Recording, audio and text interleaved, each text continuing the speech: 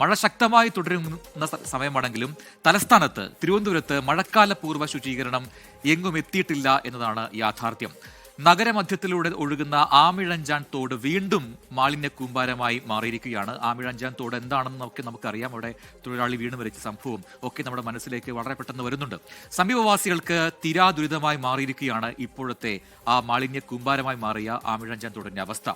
മാലിന്യം നീക്കുന്ന നടപടികൾ ഒരു വശത്ത് പുരോഗമിക്കുമ്പോഴും മറുവശത്ത് വീണ്ടും മാലിന്യങ്ങൾ കൊണ്ട് തള്ളുകയാണ് ചിലർ. മാലിന്യം തള്ളുന്നവരെ പിടികൂടാൻ തിരുവനന്തപുരം നഗരസഭയുടെ ഊർജിത ശ്രമം നടക്കുന്നുമുണ്ട്. തിരുവനന്തപുരത്തു നിന്നും ജിബിൻ ജെബി തയ്യാറാക്കിയ വിശദമായ റിപ്പോർട്ട് കാണാം.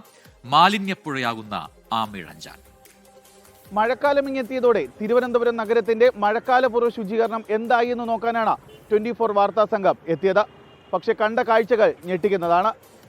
തൊട്ടുപിന്നിലായി കാണുന്ന ഈ സ്ഥലത്താണ് റെയിൽവേയുടെ അധീനതയിലുള്ള ആമിഴഞ്ചാൻ തോട്ടിലെ മാലിന്യം വൃത്തിയാക്കുന്നതിനിടെ ജോയി എന്ന കരാർ തൊഴിലാളിക്ക് ജീവൻ നഷ്ടമായത്. വർഷം 2 തികയുന്നതേ ഉള്ളൂ. ഇന്നത്തെ ആമിഴഞ്ചാൻ തോടിന്റെ അവസ്ഥയൊന്ന് പ്രേക്ഷകർ കാണണം.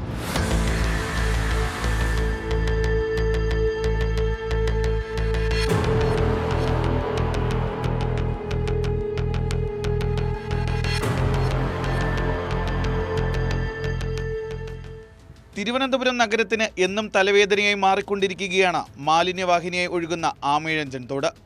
വൃത്തിയാക്കാനായി മുടക്കുന്ന കോടികൾ മാത്രമാണ് എല്ലാ കാലത്തും തീരുന്നത്. തോട്ടിലെ മാലിന്യത്തിന്റെ അളവിന് ഒരു കുറവും ഉണ്ടാകുന്നില്ല. ഒരു ഭാഗം വൃത്തിയാക്കി അടുത്ത ഭാഗത്തേക്ക് എത്തുന്നതിന് മുന്നേ തന്നെ ആ ഭാഗം വീണ്ടും മാലിന്യം കൊണ്ട് നിറയും, അല്ലെങ്കിൽ നിറയിപ്പിക്കും.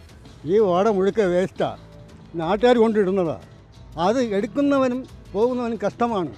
ഇത് കോർപ്പറേഷനായിരുന്നാലും ശരി തന്നെ, തിരുവനന്തപുരത്ത് മേയറായിരുന്നാലും ശരി തന്നെ, എല്ലാവരും ഇത് അറിയണം. തട്ടിക്കൊണ്ടിരിക്കുകയാണ്. ഇന്നലെയും കൊണ്ട് വിട്ടു. ഇത് ആരെടുത്ത് പറയാനായിട്ട്? മന്ത്രിയോട് പറയാക്കോ? രാവിലെ കൊപ്പി പറക്കാറക്കുമ്പോഴത്തേക്ക് കൊണ്ട് ഓടയിലെടുത്ത് ഇറങ്ങിയിട്ട് പോകും. പൊതുജനങ്ങളെ കഷ്ടപ്പെടുത്തുന്നു.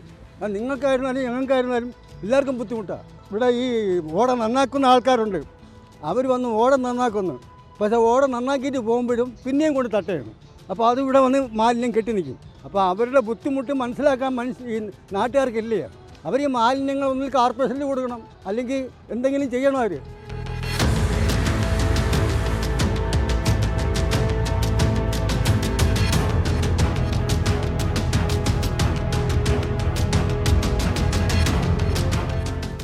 നഗരസഭാ പരിധിയിൽ രാത്രികാലങ്ങളിൽ മാലിന്യങ്ങൾ വലിച്ചെറിയുന്നവരെ നിയമത്തിന് മുന്നിൽ കൊണ്ടുവരാൻ കച്ചകെട്ടി ഇറങ്ങിയിരിക്കുകയാണ് തിരുവനന്തപുരം നഗരസഭയും മേയറും.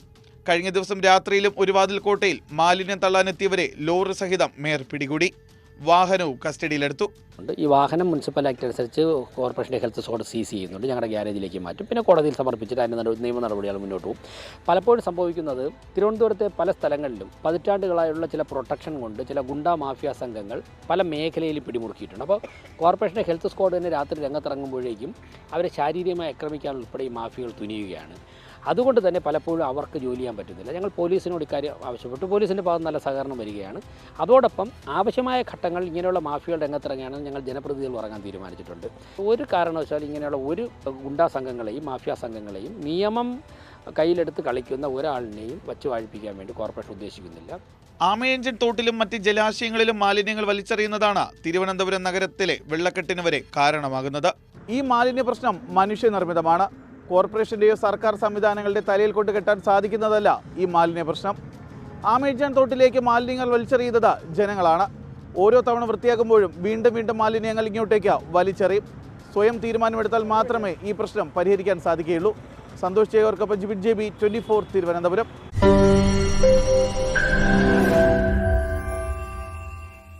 ലോകത്തെവിടെയായാലും ഏത് സമയത്തും 24 വാർത്തകളും ഓഗ്മെന്റഡ് റിയാലിറ്റി പാക്കേജുകളും എക്സ്പ്ലെയിനറുകളും വിശദമായി കാണാൻ ഞങ്ങളുടെ യൂട്യൂബ് ചാനൽ നിങ്ങൾക്ക് സബ്സ്ക്രൈബ് ചെയ്യാം.